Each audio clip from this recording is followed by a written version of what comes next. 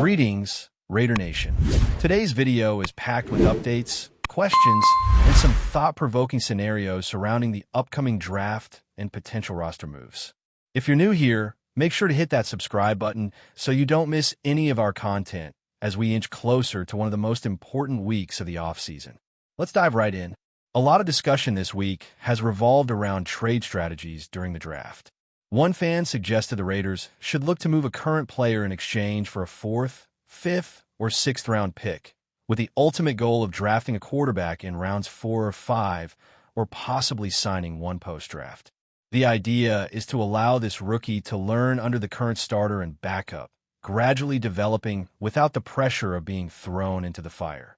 Personally, I like that concept, but I'd take it a step further. I think the Raiders should consider trading down from the 6th overall pick, ideally to somewhere between 10 and 12. The key would be acquiring both a 2nd and a 3rd round pick in return. Even if it's just one of those picks, it still raises questions about whether the compensation truly justifies moving out of the top 6. Now, as for the idea of bringing in a quarterback who's already bounced around the league, I'm not on board with that. It makes more sense to stick with the current quarterback and allow a rookie to compete for the role. That kind of healthy competition not only sharpens both players, but also protects the rookie from being rushed onto the field too early. If the starter goes down, you still have someone who knows the system, and the rookie continues developing. To me, that's a more sustainable path to building for the future. Let's shift to another fan proposal. One idea floated was to trade up to the 8th overall pick, potentially acquiring a player in exchange for a 3rd rounder, and then landing another player for a 2nd. The thinking is that a 3rd player could still be picked in round 3. But I have concerns about that strategy. Moving up to 8 or 9 increases the risk of missing out on the primary target. I've said it before, if there's a chance the Raiders are eyeing a running back early, it would definitely surprise a lot of people. But quarterback in the 2nd round? Not interested. I think there's a better chance we see the Raiders double down on the offensive line, using one of their top 3 picks to do so. There are a few prospects I'd keep an eye on. This was actually something we talked about during our recent live stream on draft simulations. If you missed that, we were live on Thursday and had a great discussion about different draft outcomes. If you're picking a number 6, there's a strong chance you still land a quality player at 37. That's the beauty of trading back. You can gain more capital while still addressing major needs. And speaking of that, I'm curious to know which 2 players you would choose in that situation. I won't lie, this might surprise some of you, but I'd be thrilled with either of the 2 options I've been considering. Genuinely happy. Let's keep it rolling. Another viewer asked a great question about whether adding a major player in free agency would impact the team's ability to extend a key veteran. I don't think those 2 situations are linked. If the Raiders pursue a high-profile player, it'll likely be on a short-term, prove-it type of deal. That wouldn't stop the front office from working out an extension with one of their cornerstones. I do think that extension is coming, probably in May. The only caveat would be if another team suddenly expresses interest in that player and offers something significant. If the Raiders lose out on other key targets, then maybe you consider moving him, but only if the return is substantial.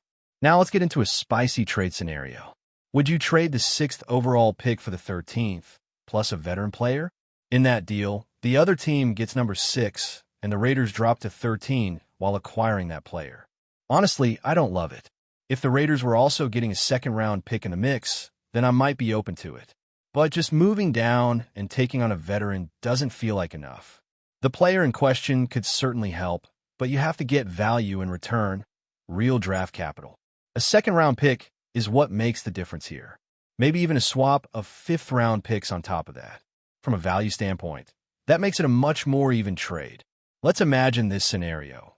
The Raiders receive the 13th overall pick and pick number 48, while the other team receives number 6 and a 5th rounder. That kind of move would raise eyebrows, but it's closer to being fair. According to the trade value chart, it's not an unreasonable ask. And again, if you're going to move back 7 spots in the 1st round, you better be getting more than just a veteran on a short-term deal. You want flexibility. You want impact. And if the veteran's value has already diminished, as one general manager recently implied, then maybe they're not even worth more than a 4th round pick right now. So again, this comes down to leverage. If that team is trying to dump salary and get younger, the Raiders need to capitalize. On the topic of team chemistry and player availability, a question came in about whether a certain offensive lineman missing voluntary workouts might lead to a trade. The short answer is no. It's way too early to make that kind of move. These off-season workouts are, as the name suggests, voluntary. We're not even in mandatory camp yet. If that player is still absent when it's time for the required sessions, and he's a captain, remember, then we can start raising questions. But for now, the belief is that he wants to be in Vegas long-term, and that an extension is in the works for May. So there's no reason to hit the panic button just yet. Before we jump into more draft questions, let's take a quick break for something exciting. If you're looking to score last-minute tickets to a sporting event, a concert, or even a theater performance, there's a platform out there offering savings of up to 60%. It shows you the view from your seat before you buy, makes it easy to sell tickets if plans change, and streamlines the entire process. You just download the app, create an account, and you're good to go. It's never been easier to find affordable tickets. This is especially awesome if you've been thinking about attending an NBA playoff game. Personally, I've always wanted to visit all 32 MLB stadiums with a family member, and catching a Raiders game live is always an unforgettable experience. Whether you root for the Warriors, Lakers, or even the Rockets, there's a chance to catch some playoff magic and save money while doing it. All right, let's get back into the questions. One viewer asked about offensive line prospects the Raiders might target with their first pick. There's a strong belief that the team could reshape that unit early in the draft. One standout name has been circulating, along with another lineman who's been climbing up boards lately. There's even been chatter about moving one of them to right guard, which would potentially push another player out and allow the first guy to shift to right tackle. If that plan comes together, this line could become one of the best in the league, but that doesn't solve every problem. Because let's be real, there's still gaps to fill. The team still needs a free safety, a linebacker, a nickel corner, and a wide receiver. That's 5 key positions. So while investing in the offensive line is important, there's pressure to balance those needs across the draft. We'll continue with more draft scenarios and player breakdowns in the next segment. Stay tuned, Raider Nation. Let's pick things up right where we left off, Raider Nation. The draft is approaching fast, and the amount of speculation swirling around this team is reaching a fever pitch. There's a sense of anticipation, but also a ton of uncertainty. And that's what makes this time of year so exciting and so critical for a franchise like the Raiders, still trying to build a foundation that can last beyond just 1 or 2 good seasons. One of the key questions floating around right now is how aggressive the Raiders should be in trading up or down during the draft. Everyone has their opinion, but here's the reality. The difference between staying at number 6 or moving down to the 10 to 13 range could shape the next 5 years of this team. If you stay put, you're likely landing a blue-chip prospect, someone who steps in on day 1 and becomes a face of the franchise. But if you trade back and pick up additional draft capital, the payoff could be even greater if you nail those extra picks. That's the gamble. It all comes down to scouting and development. And let's not forget, this front office has a chance to prove it can identify value beyond the top 10. There's another layer to this discussion that isn't getting enough attention: the psychology of the draft room. Teams often get jumpy, especially when quarterbacks start flying off the board. If 4 quarterbacks go in the first 5 picks, as many are predicting, it puts the Raiders in a perfect position to grab the best non-quarterback available. That could be an elite offensive tackle. It could be a disruptive edge rusher. It might even be a true difference maker in the secondary. But once that 4th quarterback is taken, the phones will light up. Teams outside the top 10 looking to trade up for the last remaining high-upside prospect will be calling. That's when the Raiders have leverage. That's when the front office has to decide. Do we stick with our board, or do we take a calculated risk to reshape the entire draft? Now let's talk about quarterback for a moment. There's been a lot of chatter about whether the Raiders might pull the trigger on a developmental guy in the mid to late rounds. I think it's entirely possible, especially if the top names are off the board early. You don't want to reach. But if someone with intriguing traits falls to the 4th or 5th round, you take that shot. No pressure, no expectations, just pure upside. Let him learn, Let him grow and see what you have in a year or two. That's smart roster building, especially when you already have a veteran in place to handle the present. There's also been increasing speculation about potential day 2 trades. Maybe the Raiders move up in the second round to target a specific player they're high on. Maybe they package picks to jump back into the first round if someone they love starts sliding. These are the types of moves that separate aggressive front offices from passive ones. If you identify your guy, don't hesitate. Go get him. The risk of overpaying is real, but so is the risk of missing out. You can't build a contender without conviction. That's what this team needs to show: conviction in its evaluations, in its vision, and in its identity. Another big factor in all of this is fit. Talent matters, of course, but how a player fits your scheme, your locker room, and your timeline might matter even more.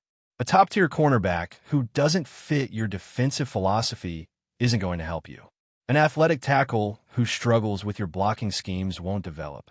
The Raiders need players who align with what Antonio Pierce wants this team to be: physical, smart, and relentless. That goes for both sides of the ball. This draft needs to reflect that vision from top to bottom. Let's not forget the undrafted free agents either. Every year, you see teams find a gem or two after the draft ends. The Raiders have been pretty good in that department, and this year should be no different. There are always a few prospects who, for one reason or another, slip through the cracks. Maybe it's size, maybe it's injury history, maybe it's just a lack of exposure. But those are the kinds of players you bring into camp and let them prove everyone wrong. That's how you build depth. That's how you build culture. As we get closer to draft night, expect the rumors to intensify. There will be smoke screens, surprise visits, and last-minute workouts. Don't buy into all the noise. The truth is, no one outside that building knows exactly what the Raiders are going to do. And that's a good thing. That means they're keeping their cards close to the vest, not tipping their hand, and staying flexible. That's how you win draft day, not by leaking your plans, but by keeping everyone guessing. In the end, this draft is about more than just filling holes. It's about building something sustainable. It's about stacking good decisions year after year until the roster reflects the vision from top to bottom. Whether it's a lineman, a linebacker, a corner, or even a quarterback, every pick should move the team closer to that identity. The pressure is on, but so is the opportunity. And if the front office gets this right, Raider Nation could be looking at a turning point, one that finally sets the franchise back on course. We'll be breaking down more prospects, simulating more scenarios, and tracking every development leading up to the draft. Stay locked in, Raider Nation. The future is almost here. Before we continue, don't forget to subscribe to our channel and give this video a like. Your support helps us keep bringing you the latest updates on our Las Vegas Raiders. And don't be shy. Drop your thoughts on the news in the comments below. Kansas City Chiefs quarterback Patrick Mahomes made headlines this week with a bold and unequivocal statement that resonated across the NFL landscape. When asked during a podcast interview if he could ever see himself wearing the silver and black of the Las Vegas Raiders, Mahomes didn't hesitate. "No, absolutely not. I can't ever see myself playing for the Raiders," he said, smiling but firm. While the comment may come as no surprise to fans of the long-standing AFC West rivalry, it underscores just how deeply Mahomes has embedded himself in the culture and competitive spirit of the Chiefs. Since entering the league in 2017, Mahomes has made it a personal mission to dominate the division, and he has done so with remarkable success, including a nearly flawless record against the Raiders. Mahomes' rejection of the idea isn't just about team loyalty, it's about identity. The Chiefs-Raiders rivalry dates back to the 1960s and is one of the most bitter and storied in the NFL. For Mahomes, switching sides would be nothing short of betrayal, not just to the organization that drafted and developed him into a two-time MVP and Super Bowl champion, but to the fan base that has embraced him as the face of the franchise. The comment, while lighthearted in tone, serves as a reminder of how rivalries continue to shape the narratives and emotions that define professional football. Raiders fans may see it as a jab, but Chiefs fans are likely to see it as another sign of Mahomes' unwavering commitment to Kansas City. In an era when player movement is common and loyalty often takes a back seat to business decisions, Mahomes' words stand out. It's rare in the modern NFL to see such a strong public statement against a potential future employer. But in Mahomes' case, the message is clear. Some lines simply won't be crossed. That's it for this update. If you enjoyed the video and want to stay updated with exclusive news about our Las Vegas Raiders, be sure to subscribe to our channel and hit that like button. We can't wait to hear your thoughts in the comments. See you in the next video.